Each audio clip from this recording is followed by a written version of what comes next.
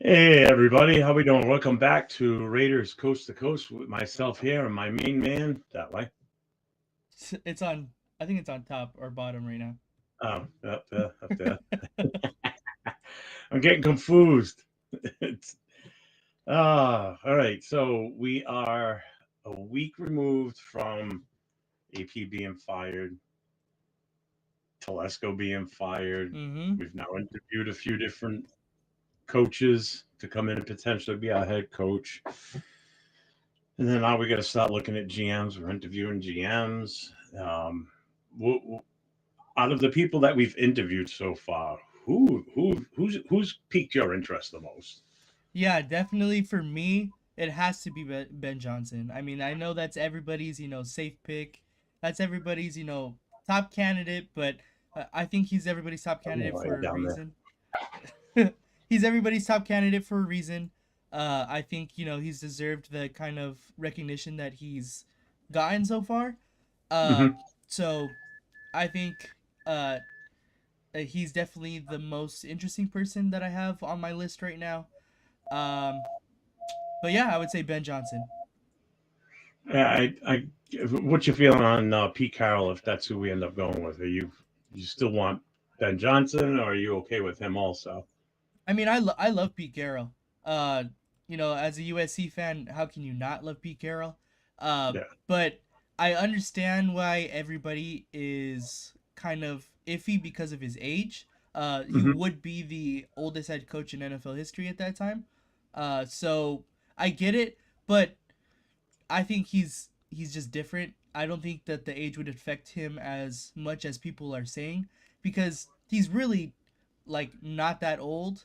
Like I understand Yeah. like it's a stressful job of course, being a head coach of an NFL football team, but I think he would be able to, if it's anybody would be able to handle it, it's definitely he would be one of them. Yeah, I agree. I mean, look at me. Age isn't an issue as far as I'm concerned. um, I mean, yeah, for what Ben Johnson's done in Detroit and being it, through all this and getting this team to where they are now, he's definitely would be my personal front runner, and I think Mhm. that's what most fans would agree with. Um, but I wouldn't be pissed off or upset if it was, if it was Pete Carroll. Yeah. Basically, let's put it this way: so if everybody thinks Ben Johnson, it's his job to have, right, or it's his job to win, and he doesn't get selected, obviously the next man up is going to be Pete Carroll. For sure. So I definitely would be a okay with that. I'd rather have you know, a proven coach in there, someone that's won a Super Bowl, someone that's won a college national championship, that's had success through the years. Yep. I mean, the only time that he was a head coach where he wasn't successful was at the very start of his pro career because he coached here in Mhm. New England for the Patriots, and they Yep. were all, but that again was, prior to them getting, becoming good basically because he was there before Parcells took over. So he was there when the Patriots were just still a trash team, like they are Yeah. now, trash team. Like they are now. It's the best way to describe it. Yeah. Yeah. So I mean, I'd be fine with either one of them. Again, as of right now, it seems like Ben Johnson's the front runner, and we'll have to go Mhm. from there at that point. But Yeah, same. I was on social media today, and it's a big thing because Bears fans really think that they're gonna get Ben Johnson. So they're kind of like putting their points out, and their points are kind of Mhm. like, we have a quarterback, we have uh almost as much as cap space as the Raiders do. They're right up there as well. Yeah, And they have stability with their GM already in Ryan Poles, and the person that was like duetting the TikTok, I seen it on TikTok, and he was saying like, oh, like that's all nice or whatever, but Ben Johnson has been through when while his time in Detroit has seen a team getting built from the ground up essentially, with Dan Campbell, and like that's what he wants to do and build yeah, everything in his image, as far as the quarterback, as far as the GM, as far as personnel, as far as like everything that he can have control of. he wants everything to be, he wants to have the most control as possible. And if he does go to the Bears, he's not gonna have as much control. With Ryan Poles already being there, he's not gonna have the option of which quarterback to have because Caleb Williams is already over there. And Yeah. I'm a big Caleb Williams believer, obviously, USC fan, but like I said, he's gonna want as much control and as much preference on personnel as he possibly can. So that's why I think the Raiders are such a good spot for him to go ahead and build his image as a head coach. And if you bring this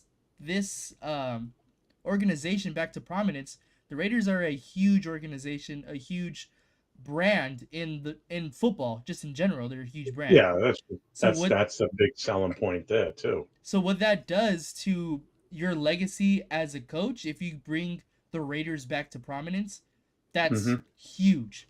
That is huge. Yeah, I get every point you're saying there too, because I mean, like you said about the Bears with the quarterback situation, it's not like they're gonna go and draft another quarterback. They took Right. him number one for a freaking reason, you know. Right. So he's gonna have to work and develop, Jaden Daniels into not Jaden Daniels, Caleb Williams into, what everybody thought he was going to be coming out of college. Everybody Mhm. thought he was going to be the top dog coming in there, and everybody. To be honest with you, you would have thought that he would have been like possible rookie of the year and everything, and Right. but I just don't think the coach was the right match for him or the offensive scheme. Yeah, Scheme, no. obviously. I mean, look how long that lasted. Eberflus got fired halfway through the season, gone. Mhm. You know, so that's not good for your confidence on a rookie quarterback at all. No, You definitely know, not. yeah. Now, Eric, I see you mentioned about my jersey. It's actually not an actual football jersey. It's a baseball. It's a Raiders baseball jersey.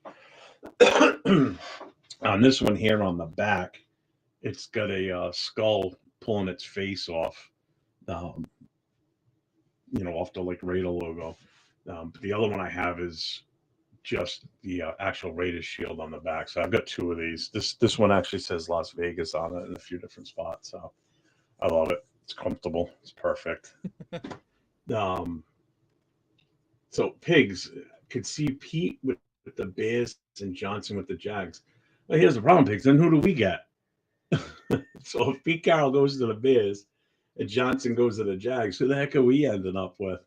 Yeah. I don't like the options after those two. I'm not crazy about what's available. Who we've interviewed. Um, I agree with what you're saying, Nate, about Johnson going to the Bears. Number one, that means he's going to Uh-huh. play his former team twice a year. Exactly. You That's know, another one. will he? Yeah, will he have a leg up knowing what they run for a scheme and everything, unless they change everything drastically? Um, the GM staying there in Chicago, right? They didn't fire the GM, correct? No, they did not. All right. So he's already coming in having to get, he's going to have to deal with the GM in place. I don't know. I if I was him, I wouldn't want to be in that division. I want to go make my name in another division, Yep. out of the NFC, Yep. you know, and like you said, there's more mystique and there's more like of an image to help rebuild with the Raiders. So that makes it a popular decision in the first place. He's got Yeah. to have a new GM that, he possibly, if they hire him in time, he's going to have a say in who he's comfortable with. Yeah, definitely. Um, he's going to have an early pick. He's going to get to actually decide what he wants to do with with a quarterback. So I think it's more appealing. Plus, he's going to have a shit ton more capital money than Chicago has. Oh yeah. I just think there's more pieces to the puzzle already in place here. Whereas in Chicago, you got a quarterback, and that's kind of about it, you know. Yeah. So I don't know. I don't know. Pete, I don't know where I see him ending up if he doesn't come here. I mean, there's. I can tell you right now, I don't see him going to Dallas. Absolutely not. I think that's going to be Dion He written all over it, possibly. You think so? I don't see Dion I, honestly it's either that going or it's there. going to be what's his name, Kellen Moore. who was the former offensive coordinator down there, and then went to where he went. He went to the Chargers, right? Chargers. And then where was he? Was he there this past year at the Chargers? No, he wasn't there this past year. I don't know where he went. But he was I with the forget where Chargers he ended last year, up. though. Yeah, he was. Yeah, he was there before Harbaugh took over. I know Right. that. I couldn't remember if he was there this year or not. Um, I mean, I could see him possibly going back to Dallas, but Pete, I could see going to Jacksonville. Really? It, that's a possibility, you know. I don't think he's going to want to do any more stints in cold weather. I can tell you that. And Seattle's kind of a extreme weathery type town. I mean, Jacksonville will deal with hurricanes, but Yeah. I don't know. I don't know. What's up, Jason? How you doing, brother? What's up, Jay? That's a good one. I'd be curious to see where he ends up based on the vacancies that are out there right now. Mm-hmm. I just, I don't know. I don't see Pete going to the Bears. Yeah. I think I that's get a you. risky move. Anybody taking that Bears job, to be honest with you. Yeah, for sure. I mean, it's weird because Pete Carroll, I'm only hearing noise about as far as like taking a job with the Raiders. I don't hear anything else about any other organization. So Yeah. I don't know why that is, um, but yeah, I'm not sure. I can totally see him going to somewhere like maybe like you said Jacksonville. I don't really see him with the Bears if I'm being honest. Definitely not the Cowboys. I would say honestly, Oh, probably just Jacksonville because they seem the most ready to take a next step because they have a good offense. Honestly, they have Brian Thomas Jr. and Travis Etienne and Tank Bixby, and they have their quarterback Trevor Lawrence, and their defense is nice. It's all right. So they seem the most ready to kind of take a step forward. So they need a playmaker. They need a playmaker there, and yeah, that's where somebody like a T-Mac would be beautiful for them. yeah, Someone for Lawrence to have to throw the ball, and that's the other thing. They've got an early draft pick too. yeah, I think that's more of an enticing job. To be honest with you, I think that's more of an enticing job even than Oz, minus the not the same salary cap. right, yeah, Just because you got an established quarterback, you can't really take into consideration what he did last year because of the injuries throughout the season. You've got a running back, you've got a tight end, you've got a decent offensive line. You know, you're one good spark type offensive player like a T Mac on that offense to really make them kind of almost legit.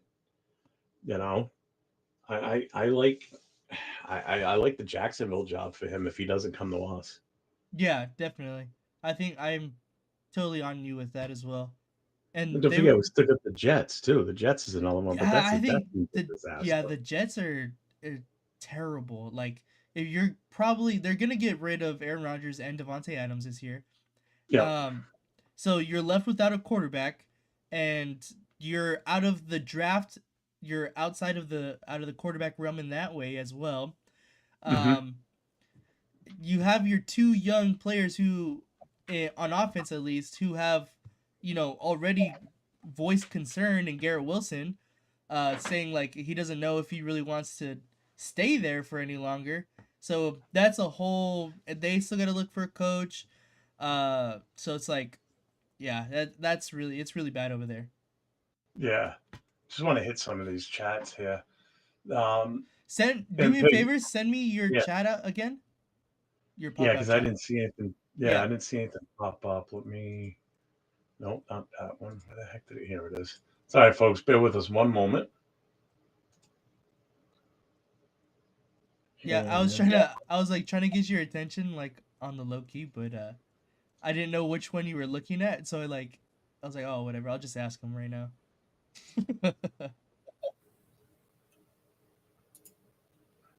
pop up chat. Hang on, folks. Try to fix this on our end here. Give us 1 second. Yeah, try that. That should work better. There we go. Where was I? Yeah, Pig. And I think I've said this last week too. Our division, Our division's tough. I mean, you got three proven coaches in our division. Granted, only one of them hasn't won a Super Bowl, and that's Harbaugh, but he's coached in the Super Bowl. He's won national championships. Then you got Sean Payton, who's won a Super Bowl, established coach. Andy Reid speaks for himself. Then you can look at the three quarterbacks. Yeah, granted, one's a rookie, but he had a tremendous year. So people ask, like, what do you think we're going to do next year and for overall, wins and losses? I don't care about total wins and losses overall for the entire season. I want to see how we do in our division is what we need to control first. If we could play good in our own division and pull out, either break 50, break 500 ball in division and go 3-3, or be on the positive side over 500, I'm fine with that, because that's where we need to start this. This starts with how well we do in our division with these three other powerhouses. I'm going to say it, powerhouses. That's the problem. It's we're behind 8 ball. We went 0-6 in our division again. If we can pull 3 games off next year in our division, that's in my eyes, that's a step up already. That's the way we need to go with this. We need to look at what we can do. Silver Smoke, I can't find how to become a member to any of your pages. Just says I joined and subscribed. Right now, that's all you're going to be able to do for myself and B10's page, because neither one of us are monetized to where we can have memberships. Once we hit 500 subscribers and 3,000 viewers hours, that's when we can start doing like the super chats and have members. We need to work on getting Nate's numbers up. So anybody that's in here now, we need you to go over to @LVRaider10 to his channel and subscribe, hit that notification, hit the likes, start showing him some of the love over there too, so we can get his subs up. Yeah, I've already eclipsed the 500, so now I'm working on the viewership hours. Whereas Nate, we got to get, the viewership hours are kicking up for him now too. Yeah, for but sure. We got to get the subs, so we got to get everybody over to his channel to help him out. Let's see, why does your guys' live look like this instead of the other lives you all do? I was given information a couple weeks ago by, I don't know if anybody's familiar with Afakasi Raider. He's Australian Raider fan.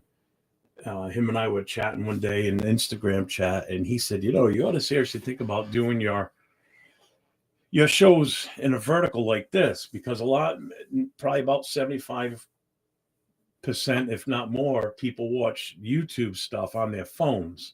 Mm-hmm. This is like the perfect format for your phone. So I made the change when I was doing some of my own personal, just by myself stuff.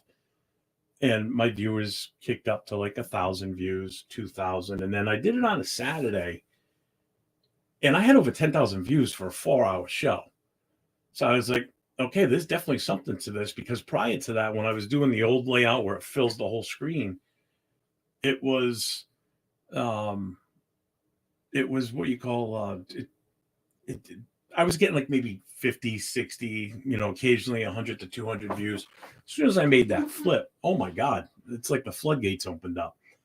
So we've all been kind of talking about it, and I suggested it. So when we've been doing our shows, we've been trying to do it in this format, because this shows up as a live shorts feed. Right. And that's where a lot of people tend to watch. So so far it's working out. So that's why it looks different. It's not like the big scoped type layout with all the background stuff in it. That stuff's all just fluff. The meat and potatoes are the two people talking, and the chat, the messages from the chat getting put up. That's the primary goal, to get the chat involved. Right. And there's Jason right here. What's up, brother? What overall free agent would you all like to bring in if you had to choose one? Go ahead, you pick one. Who do you think? I really like the guy that Rundown said yesterday, and that's Javon Holland. If we end up losing Trayvon Merrick, I really, really like Javon Holland. I think he's one of the most underrated safeties in the league, and I think he could do some damage if he comes over here to the Raiders for sure. That is somebody I'd be like, all right, we could open up a little bit of our pocketbooks for that guy. I would not be upset at it. Yeah, You know what? I don't disagree with that at all. I think that's definitely a logical one. For me, I want a veteran running back in this running back room. We need a veteran Mm, presence. I know we've got Abdullah. He's that veteran, but I mean, he's up there in age now. I mean, he's. I mean, you saw what he did this year down the stretch. He had some really good games towards the end. uh-huh. Um, but I would want to see somebody like a Najee Harris style running back come in here. One that you're still not going to have to rely on him to run the ball consistently, or well, not consistently, but constantly. Mm-hmm. You know, if you've got him in here to groom, you know, because we're going to draft rookie running backs. So we're going to draft one, if not at least possibly two, Yeah, because we've got such a void at running back in this no, team. for sure. You know, that's who I would like to say. That's what I'd like to say. I really like Najee Harris. I know he grew up a Raider fan because he's from the Bay, Mhm. so I think he would definitely, you know, be open and willing to come to the Raiders. To me, the only thing is how much is he gonna ask for? If he asks Yeah, for a lot of money for a back who's on the probably the latter end of his career, I, as far as a running back, longevity is, uh, I don't know, because like we said, the running backs in this class are very very deep, so you can get two running backs and be set for as long as their rookie contracts are, you know, capable. That's my thinking at least. yeah. I know Jason said Fields. I wouldn't be Yes. opposed to it. I mean, all the competition, the more competition we can get in the quarterback room, the happier I would be too. Because with the current quarterback room, really the only true one in that room is Aiden O'Connell. Mm-hmm. I don't see any of them coming back. Possibly maybe Bradley Cooper and stash him on the practice squad for a little while until we see a little bit more from him. Um, but I wouldn't be opposed to Fields. I I want to see if that's the case. If say we bring Fields in, I want to see a legit quarterback competition in training camp. Let the best man win. We'll have a better evaluation based on who our offensive coordinator is going to be, our head coach, and possibly I don't know how much say or involvement Brady's going to be able to have, mainly because of his TV contract. Uh-huh. Um, Let the best man win, and what's decided in training camp, the fans are going to have to deal with it, and that's what we're going to have to go with. No questions asked. This is the guys that you wanted to be in charge of this. This is this decision they made. You know, Yeah. Last year, not so much with that fucking team and the coaching staff. I didn't trust shit from them. Let's see. I really like what Silver Smoke here said, the guard from the Chiefs. He's extremely good too. That's another person I would not be upset if we said, "Hey, Yeah, that's the one. Yeah, that's the one Leah was talking about last night on yes, the exactly." connection. Yeah, no, I Yeah. agree with that one too because we definitely need offensive line. There's no two ways about that.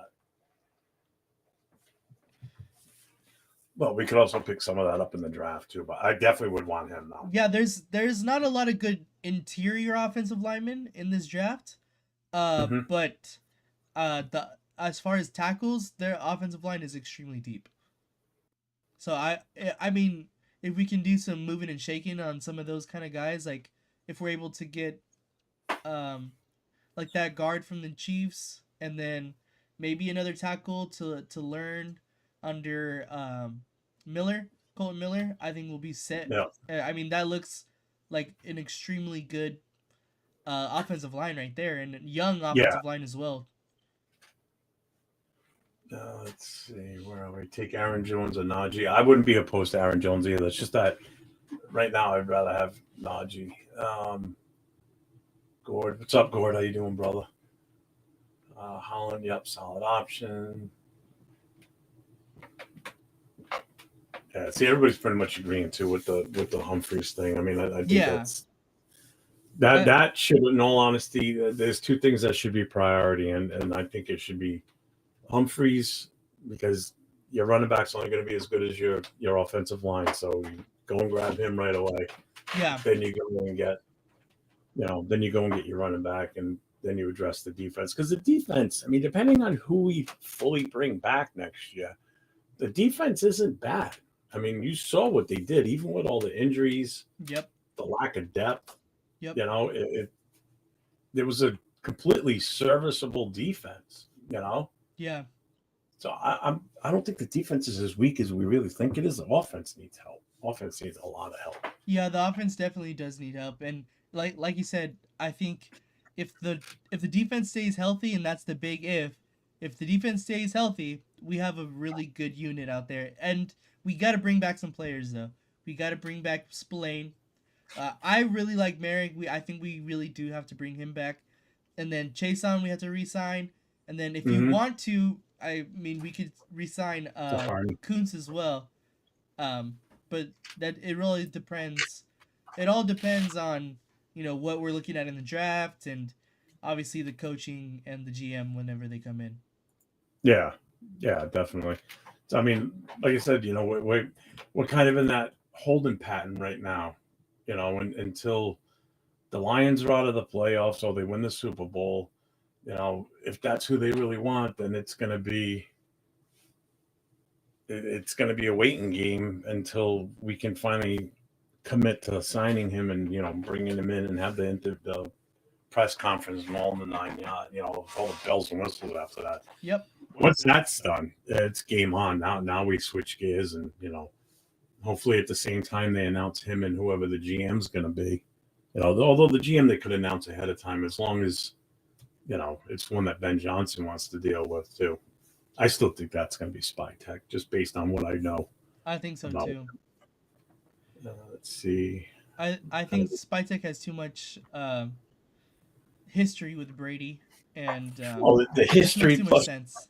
yeah, the history being college teammates, roommates, um, the fact that he helped put together that Tampa Bay team, and the only final piece he needed was to get Brady there when his contract was up in New England. Hmm. I mean, he was instrumental in getting that done.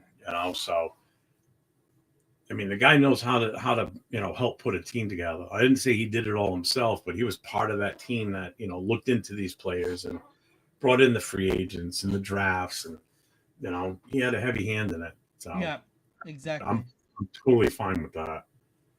Let's see, where were we here? Yeah, Silver Smoke. You're right. Yeah, because I couldn't find him in the free agent list the other day. Humphreys. They had him listed as a tackle in the free agent list, not guard. Bulk up the O line and we can improve offense. Yeah. Let's see.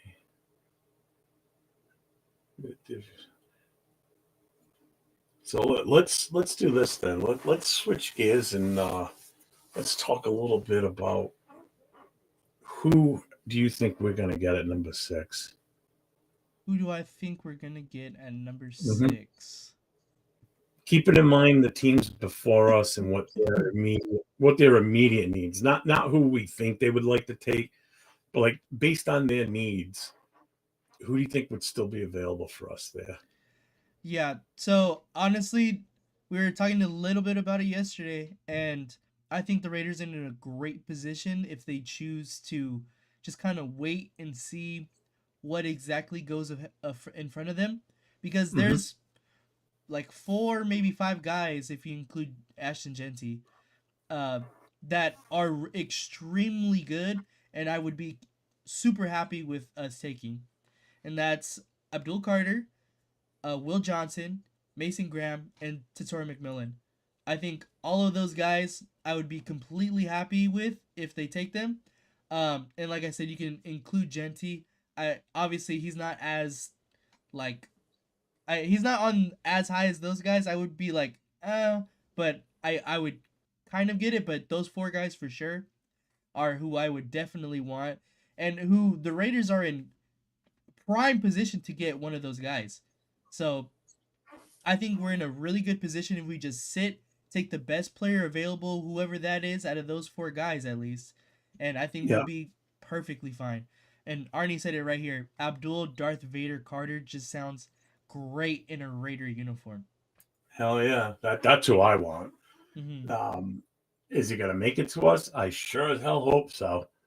Um, if he doesn't, I'm hoping one of these other two guys do, and that is T Mac or Johnson from Michigan. Yep. Those are the three that I think any one of those three are going to make it to number 6. Um, and Jay, you can hush your mouth. I don't think either one of those quarterbacks are making it to 6. If they do, I'll be shocked. I'll be shocked Based too. on the two teams that are up front at the start of this Well, I'm draft. telling you for sure one is going. Ward's going to go first. Ward will be you the think first. Ward is going to go first? I think so too. I think that it was the Giants have the number 1. No, who's got the number 1 right The now? Titans? The Titans. Yeah. Oh. The Titans have number 1 and then the Giants have number 3.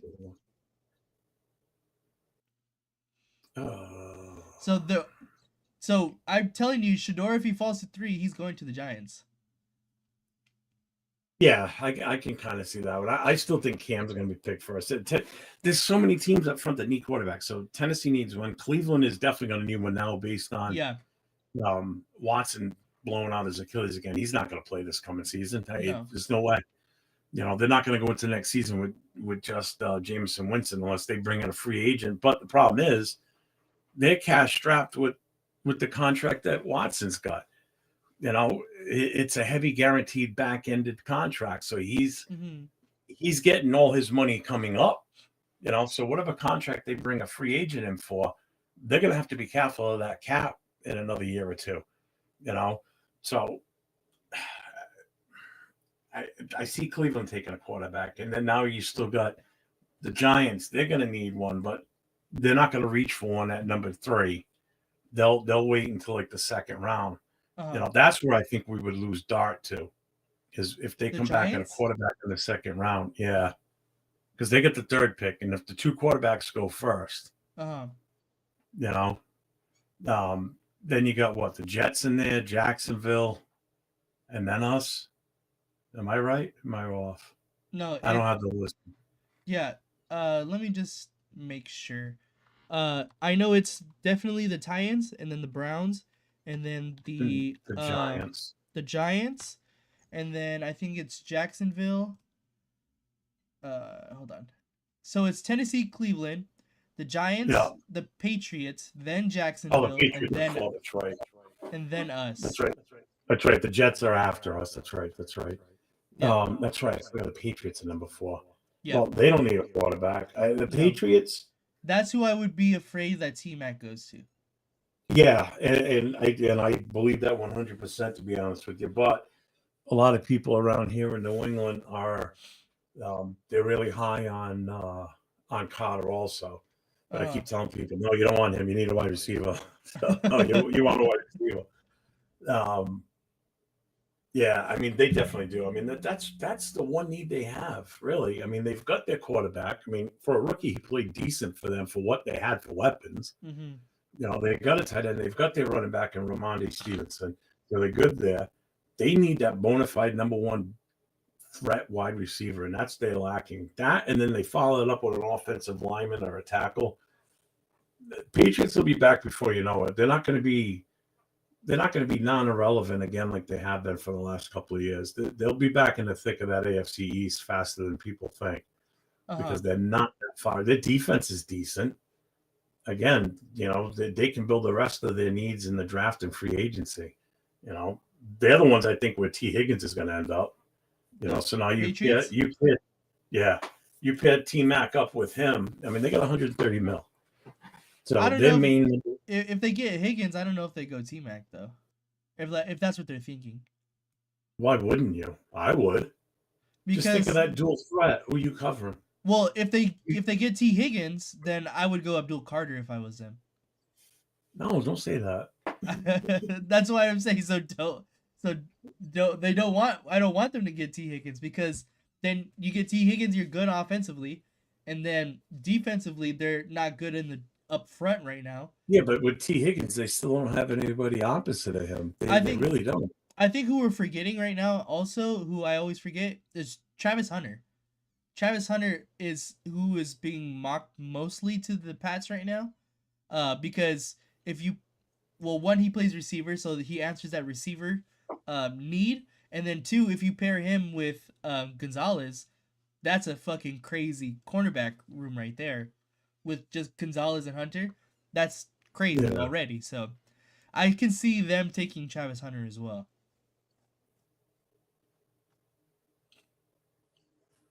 Um, I mean, we'll know before the draft because if they're heavy in the free agent signings and they go with T. Higgins, then that could change the whole chance of us getting Carter. Unfortunately, I think I agree with you. Yeah. Um, yeah, that is a possibility. I mean, again, good thing free agency is first because then that really changes the draft board at that point. Like who we think's going Yeah. to take what. You Yeah, know, that could definitely. change. That could change the pick at the quarterbacks at the beginning too. You Uh-huh. know, if someone else signs Fields, you know, are they still going to take a shot on one of the other two? You know, they're going to take a shot on Cam Ward or Shador. Yeah. You know, I dare say it, but if Shador falls to number 6, I swear to God, I pray to God we don't draft him. I don't want him. I really don't. I I just don't don't think either. I don't think he's the answer. I know who you want. Yeah. Yeah. You want Dart in the second round, and I've kind of been on your side in your corner on this one for the last few weeks for sure.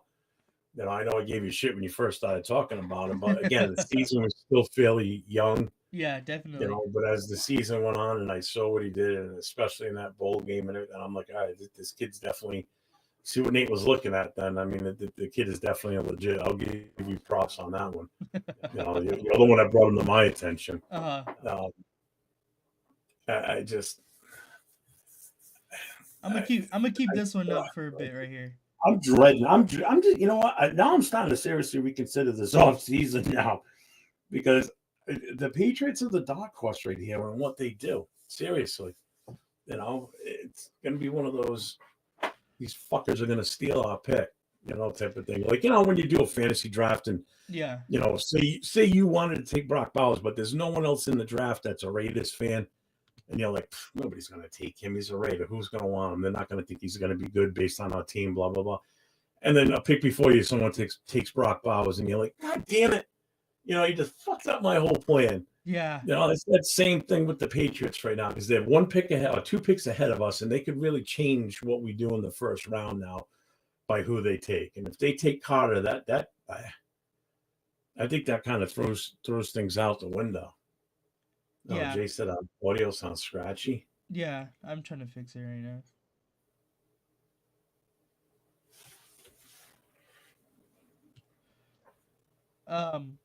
Yeah, definitely. I want to go back here to Silver Smoke. He was saying Dart is the set in the second is the best option, period. I Mm-hmm. completely agree. I think we don't have to reach for a quarterback, especially if it's one of those two that are supposedly the top two right now. I think Dart you can definitely develop, and if you have someone as dynamic as Dart in a Ben Johnson offense who made Jared Goff look extremely good as well, who's not as mobile as Jackson Dart, I think that the sky's limit there, honestly. Yeah. Yeah, I'm totally fine with taking him in the second round. You know, I just my biggest thing is, and I know you see people doing this with their mock drafts and shit. It's like, you know, people trading up to get Shador in the first round. No, don't you dare give up draft picks for either one of those quarterbacks. It's not worth it. I don't agree with moving up for could be our future player. You know, I don't. If you want to move up and you take a guy like Carter, okay, I might not be so opposed to that. Right. You know, I don't want to move up and take a running back with that. You know, quarterback last year, yeah, I would have. For Jaden Daniels, I most certainly would have. You know, Uh, would he have been in the same position if Cliff Kingsbury was here? if he stayed, yeah.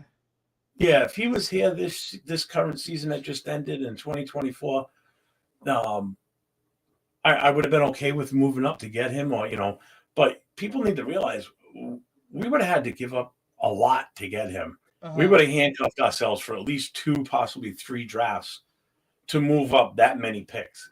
Yeah. Moving from 6 to 1 or 2, probably have to pay up a little bit less. But when you're talking about moving from pick 13 to the number 1 or number 2, oh, that's Yeah, that's a that's tough tough. one. That's a tough That ask. Yeah, because now that team that you're trading with, in this case, it would have been Washington. They have to make sure that what they're picking up at number 13 is going to still be beneficial to them too. Uh-huh. You know, but they could also trade further back up into the first round using the picks they just got from you. You Yeah. know, so that's where you get the flexibility in trading back. You know, a lot of fans don't get that. Scatterbo in the third is a way better option than Genti. Oh, I don't trust Oh, Genti. I'm sorry. yeah, no, I love Scatterbo. That he's probably just my personal favorite back in this draft. Um Genti's probably the most productive as far as, collegiate statistics and stuff like that, but Scatterbo to me is my favorite back, just personal. Yeah, I've said this a few times already. Genti's coming with a lot of miles worn on him already Yeah. because they ran the living shit out of him. Yeah. But look what happened as soon as he played a top-notch team like Penn State. They shut him down. And some people busted my balls about this. You know, you take a guy that's averaging close to 200 yards a game. You know, to me, when they only hold them to like 103 yards, that's kind of shutting them down. Because if you take a running back by that same standard of numbers that averages 103 yards a game, and then they shut them down, that's 50% better. So, which means they would have taken 100 and something yard running back and shut him down for like 50 yards. You Uh-huh. know, he was definitely limited in that game. Oh, You for know, sure. I don't know. That's got Dallas Cowboys written all over it. I'm sorry. It That's makes a the most Jerry. sense, honestly. It makes the most sense. What is it? Jeff, would you draft Max? You mean trade for a first and second in this year's draft? I no, not for a first and a second. I would trade him for a first this year and possibly a first next year. See if a team would bite on that one if they want him that bad. He's definitely worth more than just a first round and a second round in this draft. I'll take a first and second in this round and a first next year would sound okay. Uh-huh. I'd even possibly push it to a third instead of a second round. Yeah, I think Max is too valuable. Even, as a team, we're not like extremely good. I think it's just the value he has of on the Oh, you could say it. Raiders. We suck. We're bad. Yeah, the value he has on the Raiders is not only on the football field though. And I think that Correct. is what's not being accounted for in these like possibilities of draft or trades, I mean.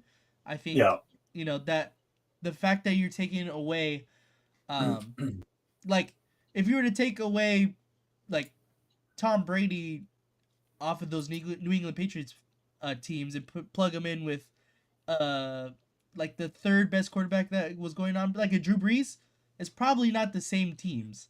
Like you have the Nah. same personnel. Like I love Drew Brees, he's a great quarterback. I'm not saying he's bad, but I'm saying that the Tom Brady effect and the aura and the everything behind the leadership behind that, I think is just it counts for a lot more than what people realize.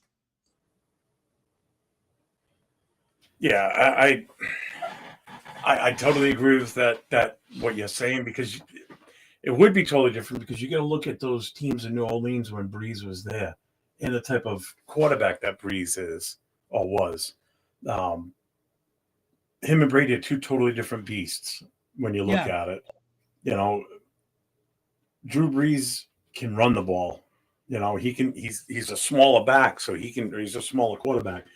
So he can get out of tight situations. Brady is like a statue. If you ever watched him run in the past when he was playing, people give AOC Yeah. shit for not being able to run. Tom Brady could never really run either, but nobody ever complained about it because he still won games and he was still successful, in the pocket passing. You know, two different style quarterbacks, two different teams built around two different quarterbacks too. Mhm. Would he have been successful in New Orleans? Yeah, probably. Would he Yeah. have been as successful as Drew Brees? I don't think so. Would New Orleans have won Super Bowls in the numbers that the Patriots did? Oh, absolutely not. Absolutely not. Because number one, you got to remember the Patriots. Their time frame when Brady was there, their defense was fucking unbelievable. Yeah. That's what won them a lot of those games. It wasn't Brady because Brady has a lot of mediocre talent around him. Yeah. You know, outside of like guys like Gronk, Like Gronk, yeah. this, when he had Moss. Other than that, the best wide receivers he had when he was there were like Troy Brown, Wes Welker, Wes but Welker and these Edelman. guys were small wide receivers that were good going across the middle, possession receivers that are going to move the ball 10 yards every time they catch it. Uh-huh. But you didn't have a lot of super deep threats, whereas Drew Brees in New Orleans, he had some legit receivers. Michael Thomas, I mean, Jesus, look at what he did when he was there, So let me see here. Where are we? I don't know about Michael Caesar. Thomas, but like Marquez Colston. Oh yeah, him too. I mean, he yeah. Caesar goes, "Let's go, Commanders." I agree. Yeah, honestly, I might be a want Commanders them. fan right now too. I do. I want it. I still think Detroit's going to win, but I wouldn't be upset if the Commanders beat the Lions, because then guess what? That means we can hire a coach faster if that's the guy we want. If that's the guy that Brady's saying, this is who I want, this is who we need to start working the contract for. So when he's ready, we can give it to him and get him on board. That's I'm ready. Yeah, honestly. I still want to see Detroit win the Super Bowl, though. Yeah, I mean, Detroit and Commanders. Well, are they playing this week? Yeah, that's what I thought it was. They're playing in Detroit. I was gonna say the Redskins versus the Lions. I was gonna say that that NFC Championship game would be good, but I realized, wait, they're fucking playing this week. But yeah. Oh, I still think you know what? Let's get into this while we're at it. Then let's talk a little bit of predictions for this weekend. Yeah, definitely. I know we're kind of all over the place, but I mean, we're kind of keeping true to the Raider format here. Right. There's no direct path or no direct vision, so we're just bouncing around. Especially all over the with place, no coach and no GM right now too. We're keeping it real. So all right, so let's go game by game. So let me bring up the list of games. There's some great games. All right, so we'll do them in order of appearance. So Saturday, 4:30 on ABC, we have the Houston Texans going to the number 1 seed. So Houston being the number 4 seed, going to Kansas City to take on the Chefs at the number 1 seed. Who you got in that one? I mean, I want to go Texans. I really do. I think the Chiefs are just a different animal. I think they'll definitely get their test on whoever comes out of that Buffalo and Ravens game, but I'm gonna have to unfortunately take the Chiefs. All right. You guys in the chat too, give us your thought on who you think is going to win these games that we're going through with. So right now we're looking at the Houston Texans going to the Chiefs. So you're saying Kansas City, realistically? Realistically, I'm gonna have to. I think. No, I'm picking the Texans. No hesitation. I think they could possibly get this done. I think if they're completely healthy. If they're completely I don't see the Chiefs making it past the championship game. I think no matter who they run into after Saturday's game, they're going to lose, whether it's Buffalo or Baltimore. Yeah, definitely. So that's that game. So next game, Saturday at 8:00 on Fox, Tom Brady's game. It's the Washington Redskins, number 6 seed, versus the number 1 seed in Detroit. Who do you have in that one? I think this is gonna be probably, besides the Bills and Ravens, I think this is gonna be my favorite game to watch, to be honest. I think it's gonna be a really, really good game.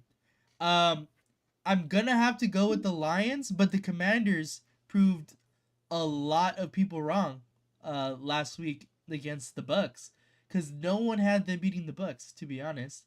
At least I didn't see it. But that was a great game, and they were extremely, extremely risky. They went for it on a ton of 4th downs. I don't see that working out for them as well as it did in that game, if they're that aggressive again. But I'm going to go with the Lions, but I think it's going to be a good game. All right. I had picked last week Tampa Bay to be my dark horse in the playoffs in the NFC. I thought Tampa was going to pull it off. They almost did. So does that mean I think the Redskins are going to win this week? No, I think Detroit's too strong at home. I got to go with Detroit on this one. Yeah, I can't do a Houston Texans KC type pick and say the Redskins are going to beat Detroit. Detroit is just they're too damn good. They're too They're well super rounded good. all the way around. Yeah, agreed. So yeah, I'm going Detroit at home. What's the channel say here? Let me see. My chat thing's not working. Wait, oh no, there it is. Okay. Oh, okay. Yeah, it looks like everybody's kind of on board with the Chiefs, unfortunately. Yeah, I know. No, it looks like Lions for the most part from everybody. I don't see anybody picking the Redskins at all. Yeah, I think, like you said, the lines are just too good. Yeah. Honestly. All right. So now we're getting into the Sunday games. So the first game at 3:00 in the afternoon on NBC. We are looking at NBC. No, the first so game. That means that's going to be Chris Collins. The first game is the NFC side. Yeah, the Rams at Philly. Oh, yeah. At 3:00 on NBC. That means that's going to be Chris Collinsworth. I see it as 12. That's why. And then I Yeah. realized I get it. I get it now. Yeah.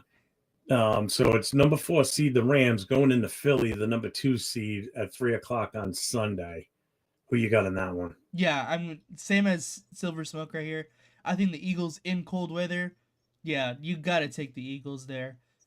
One, I'm a big Rams hater just in general, so I don't really want to see them going anyway. But the Eagles, I think, like he said, in the cold, the Rams are out of their element. They play in a dome in warm California. Yeah, and they have to. Yeah, Silver Smoke is taking the words right out of my mouth. They're gonna have to take care of you. Saquon Barkley. Like, I think it's gonna be a little bit too much for them to handle.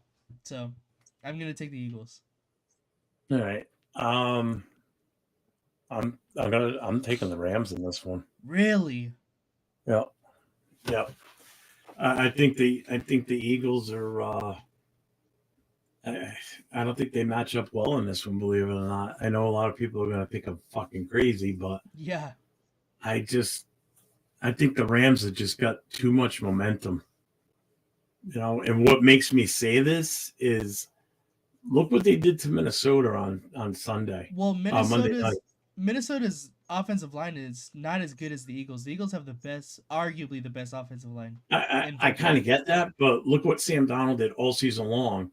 And then as soon as he came across the Rams, choked. Granted, he choked the Monday night against Detroit too, and that's why I think LA and Detroit are kind of evenly matched up in a way. So. They both have legit threats on the offensive side, and both defenses are playing out of their mind. I mean, the fact that the Rams shut Minnesota down, held them to 3 field goals Monday night. And that was supposed to be a home game in LA, and they had to play short notice. They're moving to Arizona to play the game. The Rams organization did that game right and did the team right by making it feel like a home game as much as possible for the players and the families, and the fans that went too. Yeah. So hats off to the Rams for, thinking this whole thought process. When they moved this game to Arizona and, catering to the families and the players and everything. I'm on with the Rams on this one. I really am. I really am. Because I think what I want to see is, I also secretly want to see a Rams Detroit. I want to see a Goff versus Stafford in the NFC Championship. May the best team win. I think that's a good matchup. Yeah. I think the Lions kill them. If that happens, I think the Lions kill them. I don't think the Rams. I think the Rams are overrated.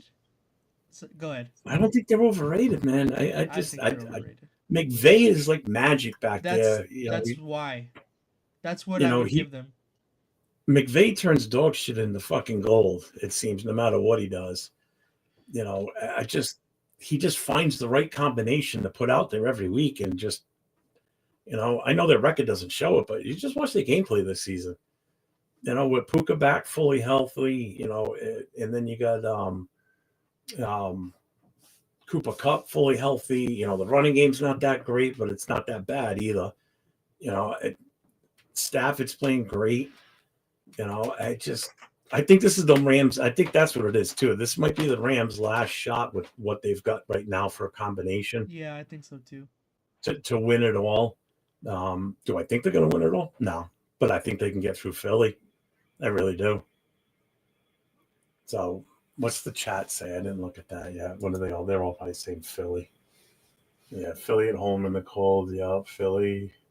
Barkley gonna ball out. Mm-hmm. Yeah, Donald is overrated. Taking Philly.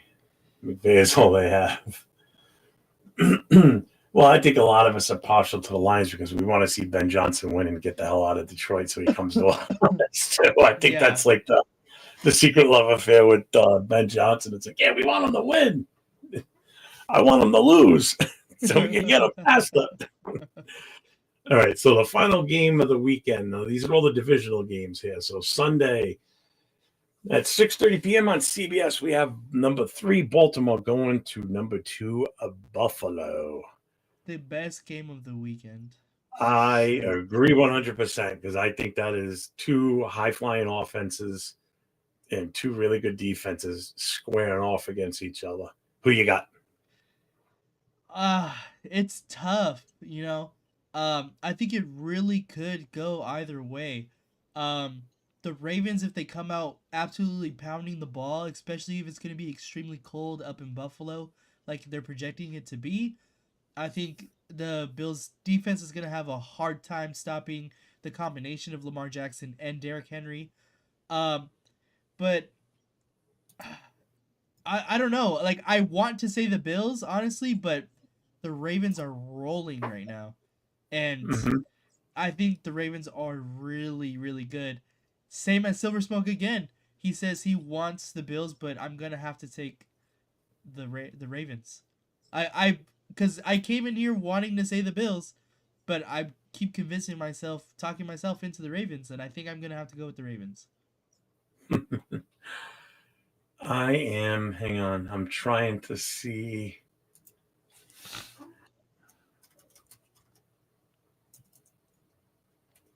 There it is. Buffalo, New York. Oh, God dang it. Stupid thing. The weather report? All right. So, yep. I'm looking up in Buffalo right now. So, Saturday, it's rain and snow in Buffalo. How much are they talking? All right. Snow less than 1 inch on Saturday into Sunday. Sunday. Now, what time's this game for? 6:30, I said? 6:30. Okay. So Sunday day, high of 23, 15% chance of snow. So they will have snow or flurries. Sunday night, we're talking 10 degrees. Snow showers scattered about the area in the evening. Otherwise, a good deal of clouds, low of around 10 degrees. Winds at 10 to 15, so chance of snow 30. So with the wind index, it's going to be almost minus, more than likely. So it is going to be a cold night in Buffalo. Yeah. I don't know how cold Baltimore normally gets during the winter months. But that's cold. Yeah, it's very cold. The one thing Baltimore can pray to God that doesn't happen is if that snow turns and stays and buries Buffalo. I still put my money on Buffalo. I'm taking Buffalo on this one all day long. You're taking Buffalo? Yeah. Like I said, I want Buffalo to win, but yeah, I think the Ravens are. I've been to that stadium. I've been to a Buffalo game. I know what the fans are like. They're fucking insane. There's no way the Ravens fans are even going to be slightly have a big population in that stadium. That's going to be completely Bills fans. Not saying there won't be Ravens fans there. There will be, but yeah, it's not going to be like when you go and play in Vegas where it's primarily whoever we're playing against is the fans that are there. This is going to be a big, heavy Buffalo fan presence. Yeah. I think the Bills are going to take this one. I'm sticking with the Bills at home. If we were in Baltimore, then yeah, I would probably go with the Ravens. But Bills at home are tough, man. They're a tough team. They are tough. And if Josh Allen continues to just play out of his mind, who's to say anything could happen at that point? Yeah, I mean, it doesn't take him much to move that ball halfway down the field, or stretch the field even further. I think. I just. Because here's what I'm hoping for. I'm hoping a Bills Texans game for the AFC Championship, because obviously it'll be in Buffalo. Uh, Houston doesn't stand a chance in that game. Absolutely not. Houston will just get. They'll just be overrun. I mean, the Bills will just beat the shit out of them. I think yeah, that's, whereas with the Chiefs, that means Buffalo's going to Kansas City. Even if it's cold, it's not going to be. That's like a non-factor in KC with the cold, mm-hmm. unless you were playing like Miami last winter. Yeah, Negative 10 when they played their game, and they go whooped. Um, that's the one thing in the favor of the Bills and the Chiefs playing each other in the championship game. No matter where they play, it's not going to be a factor with the weather. right. Um, yeah, Baltimore gets cold too, so smoke, but I don't think it gets into that type of temperature on a regular basis. That's Buffalo all winter long up there for the most part. Sometimes, Uh-huh. where they'll get a stretch of that cold winter, for a week or more. Sometimes, even here, just a few weeks ago, we were like basically in the single digits here in New England for almost a week. It was cold as hell. Mm-hmm.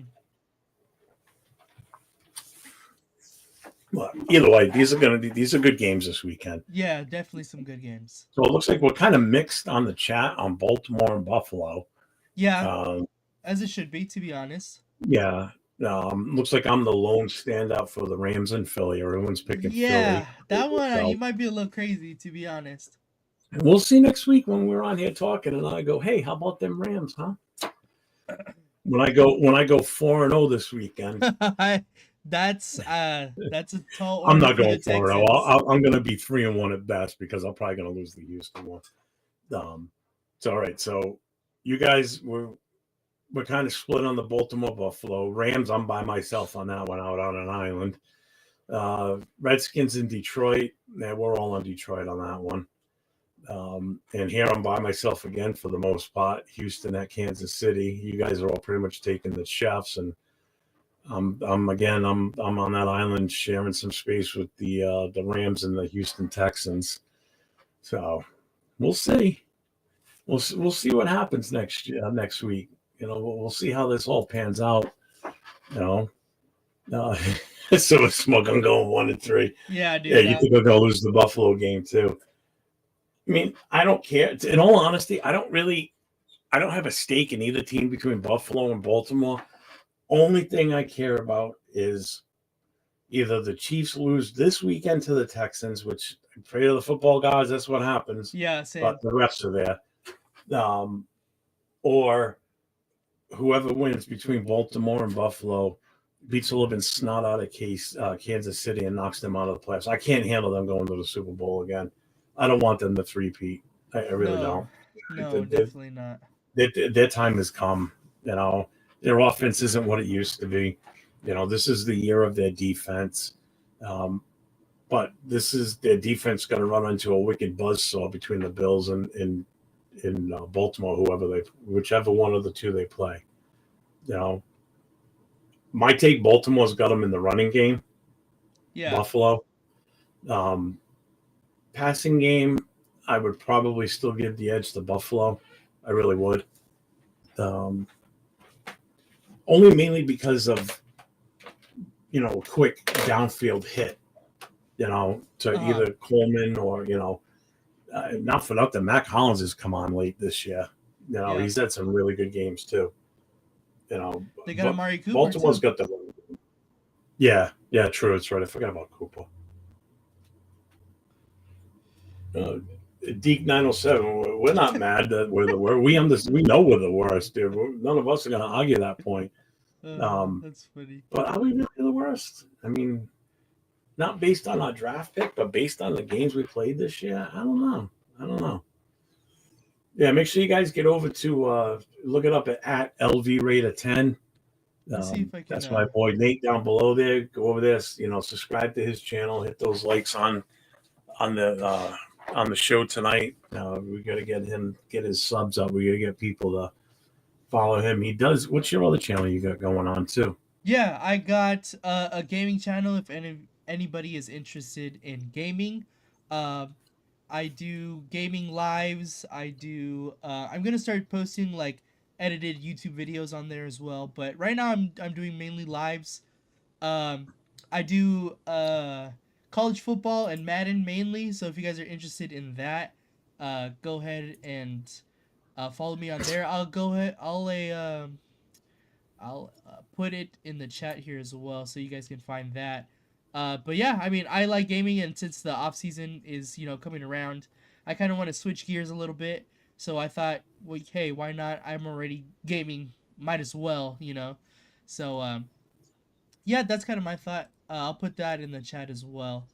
Um, but yeah,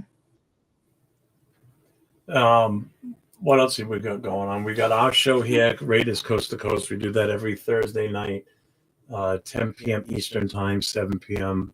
Pacific. We're both on with the Raider Connection on Wednesday nights with that gentleman right there. It's just posted on the screen. Just Raiders, baby. And Leo. We pretty much right now, I mean, during the season, we talk about the game that's upcoming. During the off season, we're pretty much covering everything that's going on right now. With off field talk with the coaches and GMs. Not. I mean, we talk about it. That's like my one weak point. Nate and I were talking about before we started the show tonight. I'm like, I hope the chat just doesn't hit us up about GMs, which thank God you guys didn't. Appreciate that. Because that's like my one blaring weakness when it comes to NFL talk. I don't know enough about GMs. I know a few of them. Yeah. Very few. But not enough to say we should go for this guy. We should go for that guy. Right. I only know about them since the names came up recently and just did my research on them. But I thought we were going to be safe with the GM because after they fired AP last week, they sent out a presser saying that Telesco's job was safe. So I'm like, okay. So we're going to go in with Coupon Tom again, fine by me. And then 2 days later, he gets shit canned. So it's like, well, yeah, okay. that was crazy to me, honestly. Yeah. Well, I kind of get it now. It makes it a more enticing job if a head coach can come in and have a say with who's the GM going to be, or the owner, in this case, Tom Brady, pairs the coach with the GM that can get along and be on the same page as the head coach. Because that's what you want. Yeah. You need that continuity between the two. You need that coexistence because if you're butting heads, what fucking good is it? You're just gonna have the same issues we always have. So I mean, yeah, you want them to be on the same page. So I'm glad we didn't have to get into GM talk because you noticed last night when we talked about GMs, I didn't really chime in too much because I know my weaknesses. I just like I'm gonna not start talking about how to properly roof a house. I don't have a fucking clue. Throw shingles on it. I don't know. Right. I've never done that shit before. I can tell you how to cut a hole in the roof to let the smoke out of the building when it's on fire. That I can do. But go up there and start hanging shingles and no clue. I know. I don't know which way they would go. I'm sure I could figure it out, but it's not my forte. You got anything else? What else you got? How long have we been on for now? It's been an hour and 8 minutes. We still got a little bit of time for see what the chat's up to. You got anything you want to add or anything you got going on? No, I was looking through some free agents right now. Honestly, like none of them are like piquing my interest. Like right now, like it was surprising to see. Where did I see? I'm on PFF right now. Where is it at? They had Malcolm Kuntz, the number 16 best free agent coming into the 2025, which was, I thought, extremely high. Really high. 16th overall top free agent or in his position? No, top free agent out of any position, because this is the 50 best free agents set to enter free agency in 2025. 16, really? Malcolm Kuntz. And he never played last year. Didn't play a single down last year, so they're basing it still in 2023. Yeah. And it wasn't even a full season in 2023, correct? Nope. That's a ballsy ranking. That's crazy to me. Yeah, that's pretty crazy. Yeah. But to be fair, like I was gonna say, The top 3 are really good, and then after that, it's like maybe top They 4. dropped off. Yeah, because Yeah. it's T. Higgins, Trey Smith, Javon Holland, and then Chris Godwin. Those are the top 4. Maybe you could put Khalil Mack, but he's older, and Khalil Mack's the 5th. And then from there, it's just kind of like DJ Reed, Amari Cooper. I like Ronnie Stanley, but he's older. And then Sam Darnold and Josh Sweat. Those are the top 10. How old are those 2 offensive linemen from KC? So Smith. Let's see, how old is he?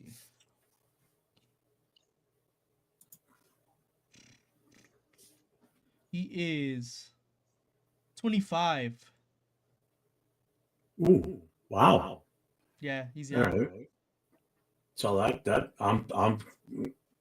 that's the guy I want in my book. Then I want youth. I want youth and a player that comes from a good team that knows how to win and comes from a winning culture, because that shit carries. People don't realize that you bring a player from a winning culture, they bring that with them because they know what it takes. Yeah. I like and what's the Charvarius other Ward offense? too. Like Silver Smoke was saying, I like Charvarius Ward, but Yeah. Well, what's the age of the other offensive lineman from KC? let's see. I don't see another one. I know he's older. That I do know.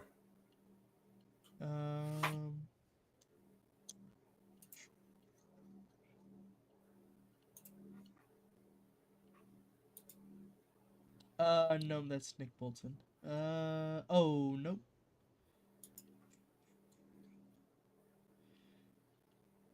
Yeah, I don't know.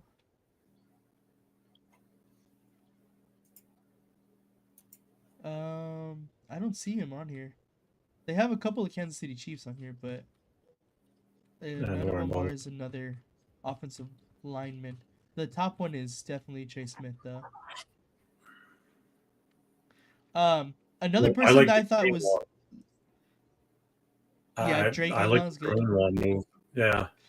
Another person that I thought was extremely interesting, I didn't know that he was a free agent, is Silona Hufunga from San Francisco. Really? I didn't know he was a free agent, but he is. He's a beast. I mean, that could be a little bit of a USC bias as well, but I thought he was a beast. Yeah, Humphreys, that's the name. Why couldn't I think of the name again? What the fuck is wrong with me today? Humphreys? I'm still sleepy, I guess. I don't know. Yeah, Humphreys from KC. That's the one that I couldn't find last week because they had him listed as a tackle, not a guard. Well, vice versa. They had him listed as a guard, not a tackle. I know Silver Smoke mentioned it earlier because I couldn't find him last week when I was talking about him.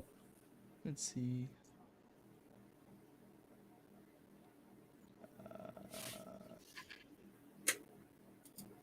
Clooney. Humphrey. Oh, DJ Humphreys? Mm-hmm. Let's see. DJ Humphreys is 31. Yeah. That's not 31. That bad. I guess that's not that bad.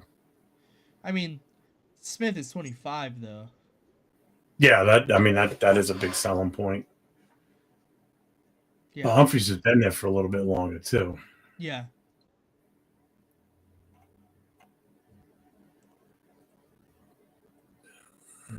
Let's see. Yeah, I mean, that's. Silver Smoke, you don't want him because of the age. Oh, with Smith, yeah, I would definitely want him. Just again, the age, it's somebody that you're going to be able to, hang on to for a while. And that's our weakness. Weakness right now are on 2 guard spots, left and right side. No, definitely. You want JPJ back at center. You don't want him playing guard. It's not that he's not bad at it. It's like I'd rather have him in the middle. And then you just need to plug the holes on either side of him. That's the ultimate goal on the offensive line. Like when we did it last 2 games where we moved JPJ to left guard, and you had Parham playing right guard and Andre James playing center, your weak point was that right side to middle. They were just getting overrun. I don't know why they just didn't give Andre James a shot at guard instead and keep JPJ in the middle. Keep your strength in the core of your offense, which is your center. Right. Don't swap it out for a guy that shouldn't even be in that position, period. Bad enough Parham sucks. Now you put him next to another guy that's mediocre at best. It's like, fuck. It's like you're just asking to lose.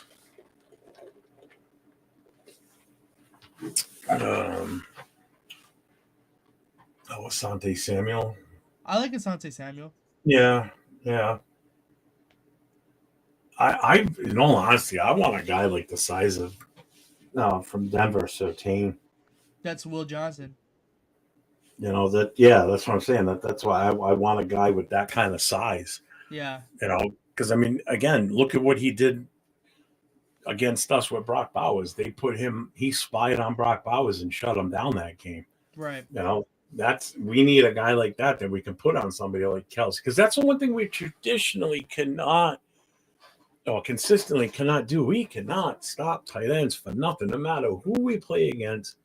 Like Kelsey this past season was playing like crap all season long. Guess what? First game against us, it was his get right game, and he started getting more involved and better after that game because he got his confidence back against us. He played a great game against us. He always does. Yeah. We've traditionally, for the last 10 years he's been in the league, have not been able to stop him consistently. Can't do it for any tight end. Right. Any team playing us, it's like, hey, you got a rookie tight end or a fairly decent one? We're going to make them look good for you today. Come play us. It's like, fuck, man. It's like this weird, I don't know, like a curse. Playing against tight ends, we just can't cover them no matter who we have in the secondary or the linebackers cover them. And that's what guys like Spillane back there too, that you would think you'd be able to do it, but you watch Kelsey. Normally you watch like Kelsey just slant right across the middle, nobody even there, and catches it and takes it up for another 10, 15 yards. It's like, are you fucking kidding me? It's not like it's Travis Kelce's first game in the NFL playing against us, and we didn't have a clue what he was going to do. Right.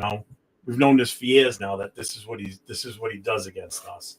And he's always extremely good against the Raiders for whatever reason. Yeah, exactly.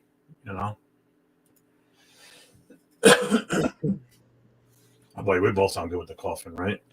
Right. Fuck. I don't know. You got anything else? I think I'm good, honestly. Yeah, I know it's been a weird week. Been a really weird. I was honestly surprised that there wasn't more news coming out this week. It's been kind of, other than the coaching talk and who's coming in for interviews and who's been in for interviews. It's been kind of quiet now. Yeah, for sure. You might see an uptick after this weekend's games because next is the championship games. Right.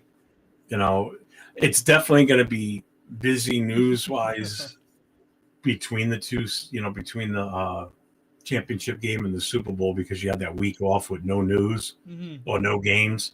So you might see a lot more shit come out. You might have more talk of interviews. You might see more coaches get hired by other teams. Yeah. My big thing is if Johnson is the guy we're going with, I'm fine with waiting. I'm glad we're not jumping at the first option to hire a new head coach. We're doing our due diligence. I think that's the difference with having that outside agency, that guy Jed Hughes coming in and helping out with that. That shows me that the team is, ready to make the right moves. And, if we're going to do this, let's get this shit done right. Yeah. Totally agree. So I look forward to, finally, let's see what's going on. Who's the guy? Who's the guy? So. Yeah, it's going to be super interesting. Yeah, I'm excited. We were saying, I want the Lions to win, like to see them like continue, but we need to get Ben Johnson over here as soon as possible. Honestly, Well, like Silver Smoke just said at the last chat message there. Yeah, especially if the Ravens, Bills, and Lions lose all their OC and DC head candidates. Yeah, I mean, every single one of them. They're all going to be going to interviews and, be given offers. And if both those teams get knocked out, next week's going to be big news week. I can tell you that yeah, right now. I definitely. think that's going to be big. So that's the one good thing. Would you all like Spytek from the Bucks or Sullivan from the Packers right now? Don't know enough about Sullivan, but I do know enough about Spytek to sit there and say, yes, I want him. What do you think? So I listened to a Raiders podcast. It's called Locked On Raiders. Um, Mm-hmm. and he was talking about Sullivan yesterday. He's been with the Packers his entire like career basically.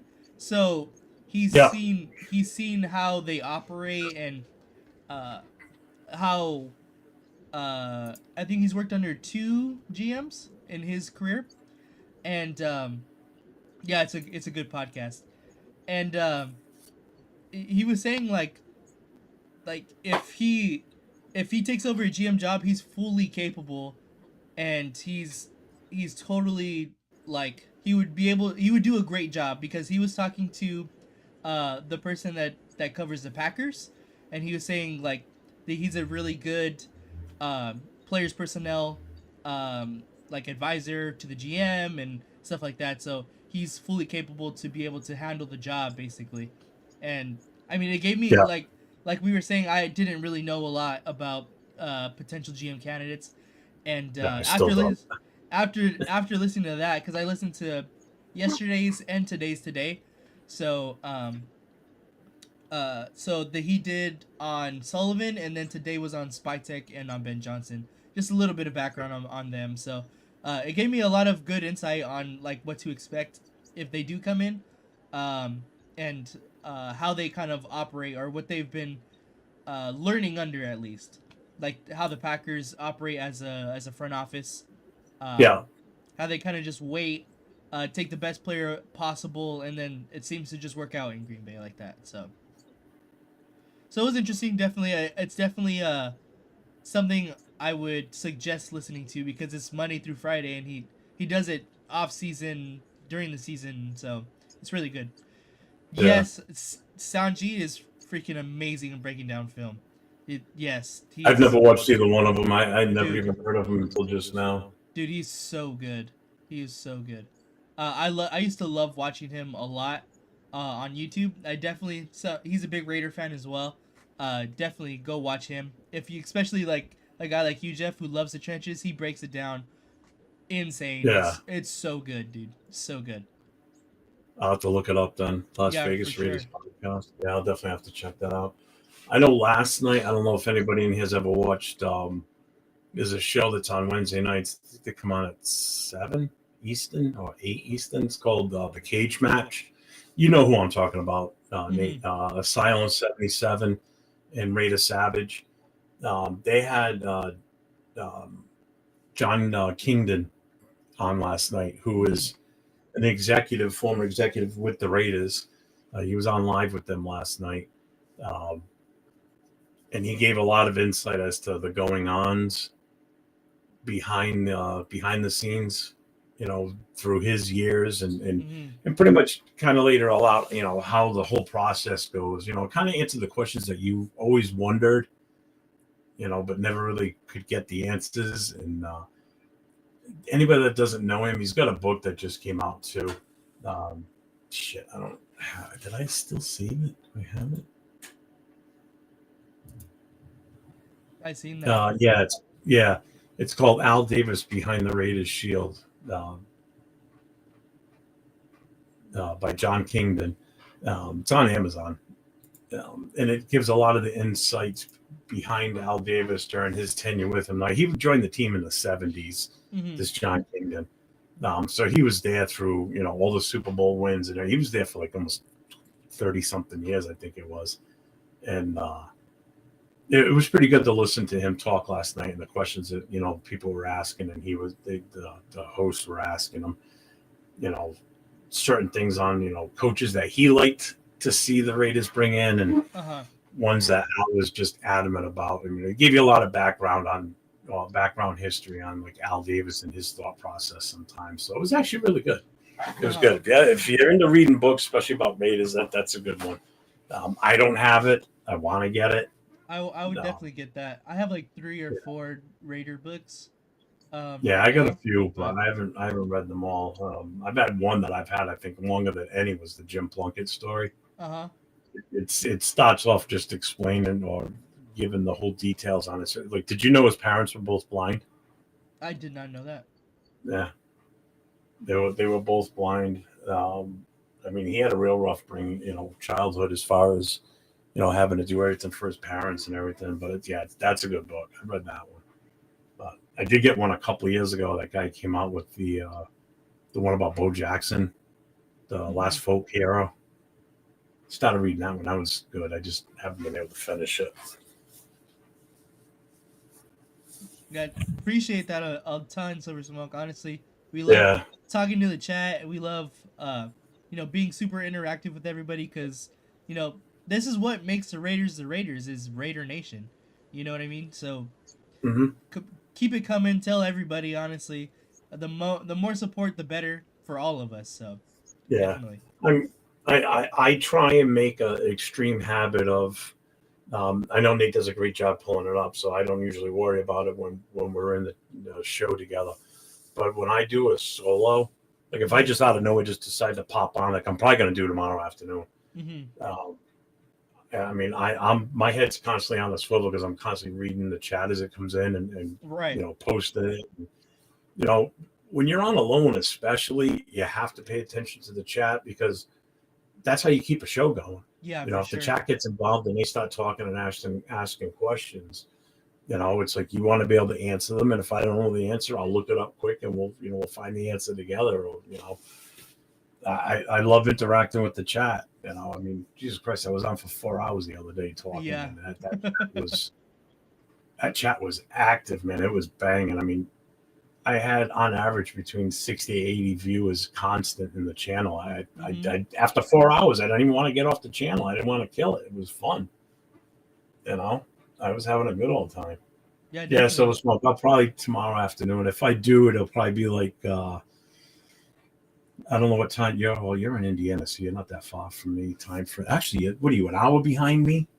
So it's 11:30 here now. So it must be what, 10:30 your time.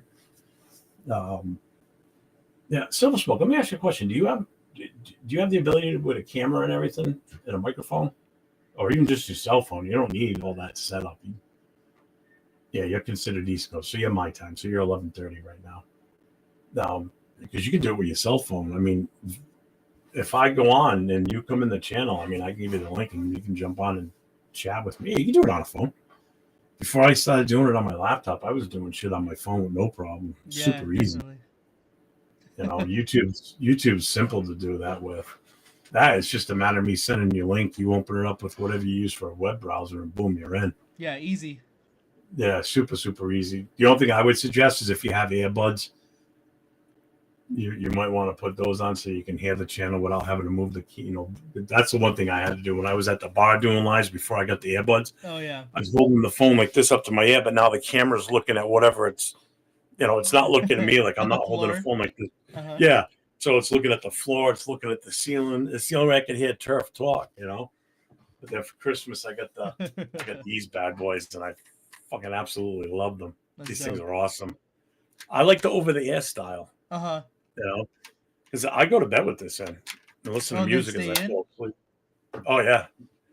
Since I've been wearing them, they fell out one time, and I was like in a super restless mood that night, and because my hat fell off. My hat was off my head. My earbud, I couldn't find it. It was tucked down in between the couch. So, yeah, I love those earbuds. If anybody wants to know what they are, that's them right there. Can you see it? Yep, there it is. I can't really see it, to be honest, but that's the brand. There you go.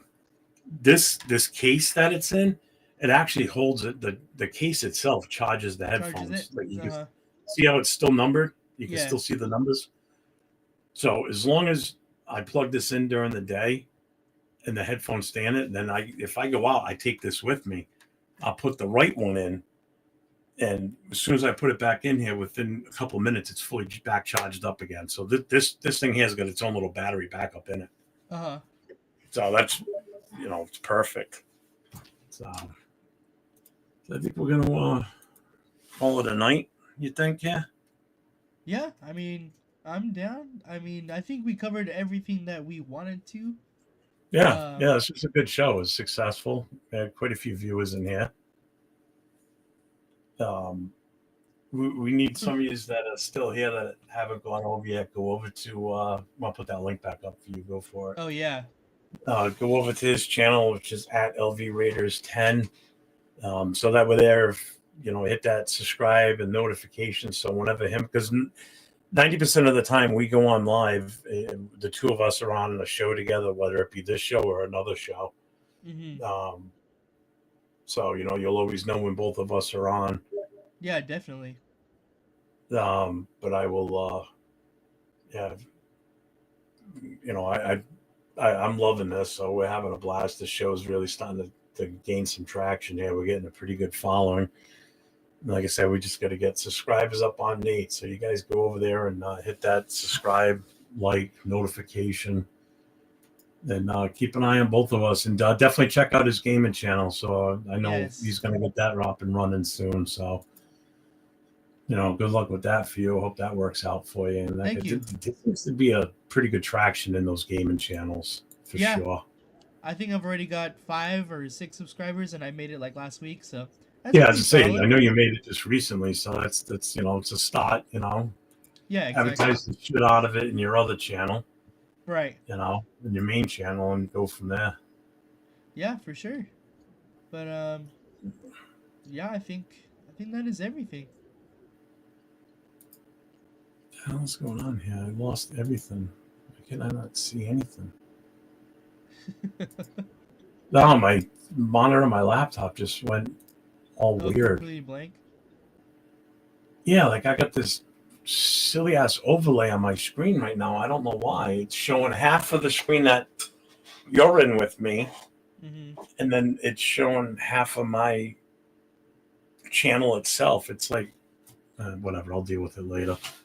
I got to reboot after this anyway because I'm gonna go play PUBG and shoot some fools in the face online. So,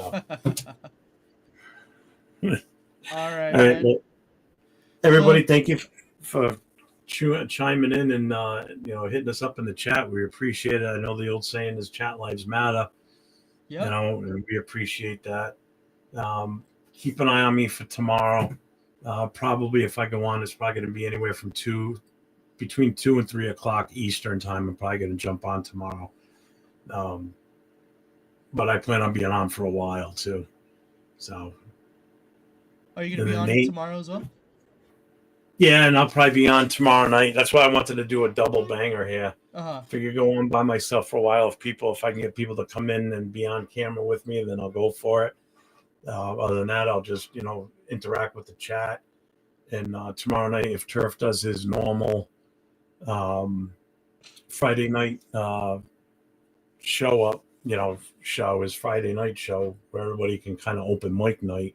I usually jump on there with everybody else, so that's a good time. If anybody has any aspirations to want to get on live with one of these shows, check out Turf's the Ultimate Raiders Fan 32 for the Friday night show.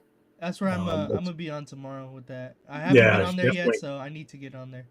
Yeah, if you talk to him, he'll set you up with the stream so you can stream it on your channel too, so you can get some people to hit you up. Bet. Yeah, for sure. Because that's what I do. I give him my stream key and he sets me up too. Oh, awesome. Yeah, so show up for that show tomorrow night. You guys, you'll put the link up where you can come in as a guest. Get you some exposure on camera for everybody. Interact with the other people that are on the show. It's a good time. That's how I got started. I jumped on there one night and just started talking to everybody and, made quick friends with everyone. And here I am now, 6 months later. And got my own show, Nate and I together, and I'm on another show with the guys on Wednesday night with Nate, Jay, and Leo. You know, Yep. so just pushing the content as much as possible. So you got to start somewhere. So you start small and you go for it. Appreciate you, Raider So Zach. Appreciate that. All all right, right, Jay. Yeah, guys. I'll see you. It's right. Silver Smoke. We'll see you tomorrow, man. I'll hit me. Watch the notification when I go on. So I'll let you close it out tonight. All right. Well, appreciate everyone, for coming on here. Uh, of course, let us know how you like this new format. I know everybody was asking about it earlier. Um, but yeah, thank you again. Like Jeff said, please make sure to like and subscribe both of our channels. Keep so you can keep updated on exactly when we go on and stuff like that. But yeah, thank you